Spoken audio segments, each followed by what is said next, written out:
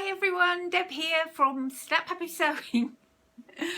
I've just read all of your kind comments about my jumpsuit and all the encouragement, and yes, I will definitely take it in a bit, move it up, you know, take the shoulders up.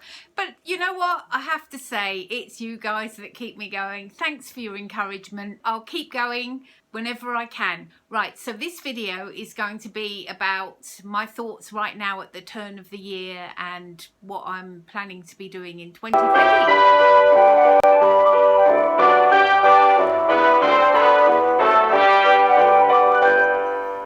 Hello friends from YouTube. Happy New Year to you all. Christmas was kind of low-key and yeah, it went off okay, except I did really eat a lot of chocolate, and I don't like mince pies or Christmas pudding in the middle of the summer, but I did eat far too much sugar really, and I'm feeling very kind of bloated and kind of, and the weather's just suddenly, today it's got kind of hot and humid, so I'm feeling very kind of uncomfortable.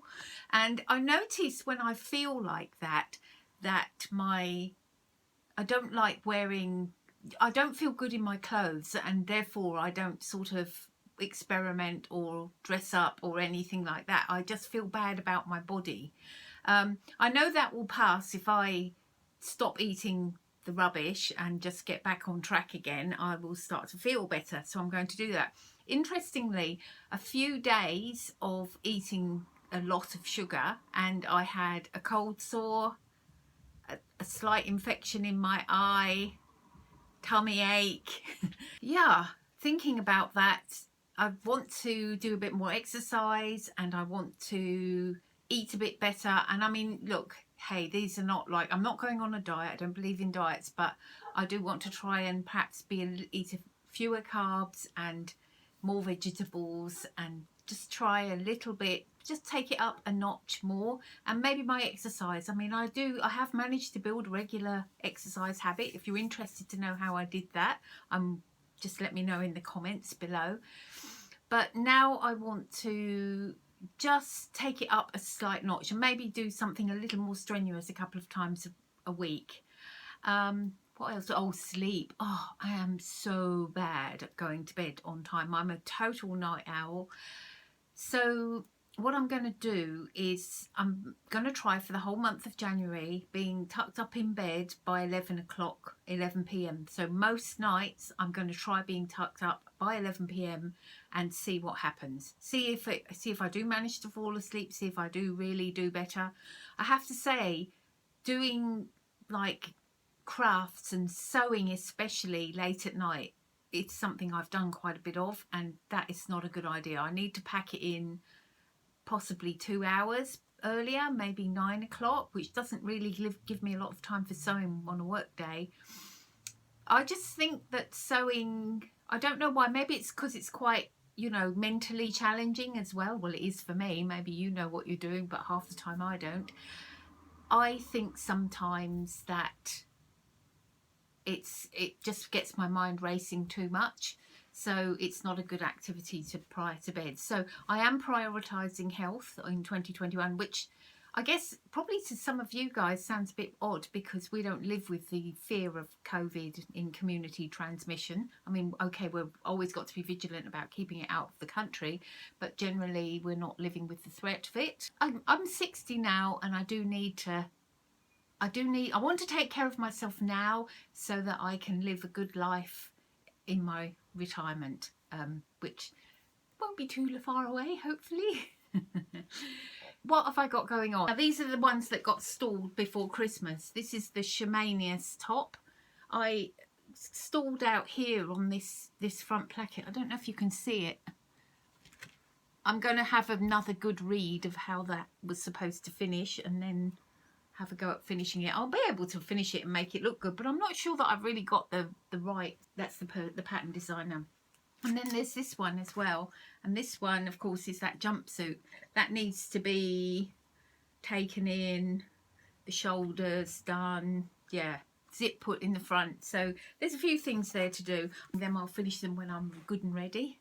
Yeah, and sewing wise, thinking about 2021, I'm thinking I possibly won't do as much sewing in 2021 as I did in 2020. I think I've had a look through my wardrobe. I've been doing a bit of decluttering at home, and I think I have plenty of clothes now. And for the first time probably in my life, nearly everything I own I like well enough to wear, and they fit me. Remember my going back in time, my getting rid of my suitcase of clothes that I've been carrying around with me for years. So that feels good. What I want to do is possibly not keep adding lots and lots of extra clothes, but I want to sort of add a few special items. Colour is an important thing. I want to really try and focus on getting a bit more colour into my wardrobe. Actually, if I take you, I'll show you. See my wardrobe here. That's all. This is all summer stuff, so that's all my blouses and tops. That's more than enough. There's quite a few. I've made quite a few little blouses. The one I've got on, and there's that one. That they will all be in my playlist of makes for 2020, I think.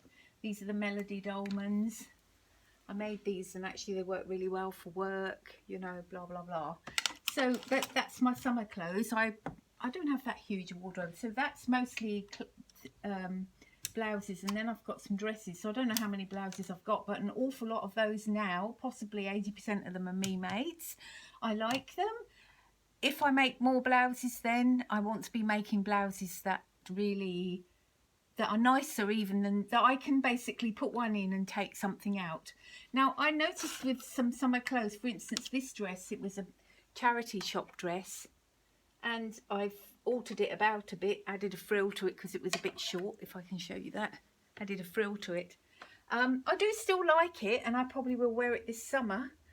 I don't really like that colour on me. I don't like black and white on me. I don't think it does anything much for me. So, you know, I suppose I can look at that and think, well, perhaps a dress, I would have a dress that, next time I make a dress, I want to replace that dress with it, or something like that. Just so basically I like all my clothes, I wear them all, but if I'm making more clothes, I want to really love them, and I want to be happy to sort of retire something. So that's summer clothes, that's summer dresses and blouses. And here, this is all actually toppers and jackets and things. There's a few skirts there that I don't wear very often, but yeah, skirts, trousers here, skirts, and then lots and lots of jackets and toppers. Because I keep them all in here, so they take up a lot of room in the wardrobe. Yeah. So my principle for 2021 is going to be less quantity, more quality. I'm not a minimalist, as in, as you can see behind me, I'm not a person who sort of has my home all Scandi style and decluttered. I actually like a bit of visual interest in my home. I do try not to overbuy things, and I've really moderated my shopping over the last few years, and I used to be very sort of tempted into sales and things, and I still can be, but I'm a lot better than I used to be, and I'm careful now. So as I say, quality over quantity now. I want to buy things, not quality as in they've got to be top notch, but I've got to really love them and feel like they are, you know, that they're potentially going to bring me a lot of joy in the future. Now, to that end, I also, having a look at my fabric stash, I came to the conclusion that while I've allowed myself to, especially trawl charity shops and to buy fabric, if you look down there, I've actually got 3 bins of fabric now. Whoops, I'll put it down. I've got 3 bins of fabric now in the bottom of my wardrobe. One is cottons, one is heavier fabrics, and one is like synthetics and silks. I also have this here, which is all full of knits.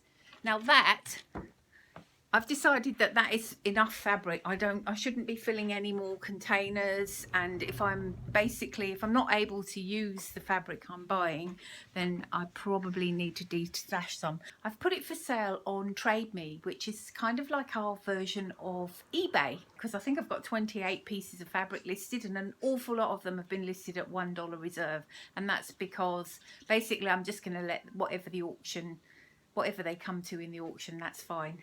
And some of the fabric I've actually bought sort of from charity shops and all in the first place, but I have washed them and pressed them. So all of this here. There's 3 piles there. All of this, I mean, I'm never going to use that. I don't make children's clothes, you know, blah, blah, blah. Some of this, I actually like that one, but it's a bit stiff. That's a bit stiff. Hate the colour. Hate the colour on me. Oh, really, a lot of those too stiff, or I hate the colour.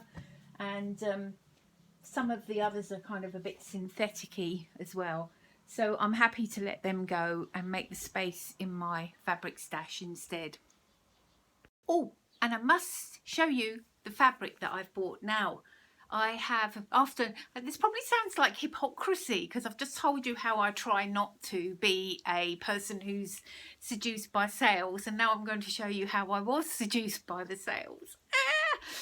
But what I bought, what did I buy? I bought, my problem is always knits. I can't find knits, and I wanted to make the Alcott dress. So when Spotlight had a sale on, I think it was 30% off, I thought I'm really going to go now and see if I can find some knits. So this is what I bought. And you know, because I'm trying to make clothes that I love a bit more, this is what I bought. Isn't that beautiful? The colours in it and all. Beautiful. However, I think I'm lousy at buying fabrics because I got all excited. I thought, well, it's so beautiful. It's drapey. It will be lovely for a dress. Blah, blah, blah. And it's stretch crepe. And as I say, I love the pattern and the colour. But now I find that actually it's quite sort of heavy. And now I'm wondering if I've bought the right thing. But then probably even the Alcott dress, which if I move over, I'll put a picture of it there.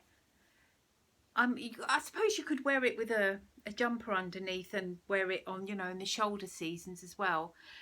The trouble is when it's hot here, it is really hot and you really don't want to wear anything but cotton. So I'm beginning to doubt myself now. So what else did I buy? Oh, I know what it was. I'll show you it now. I took a little video of when I unwrapped it. It was from AliExpress. It was something from AliExpress. Oh, a parcel.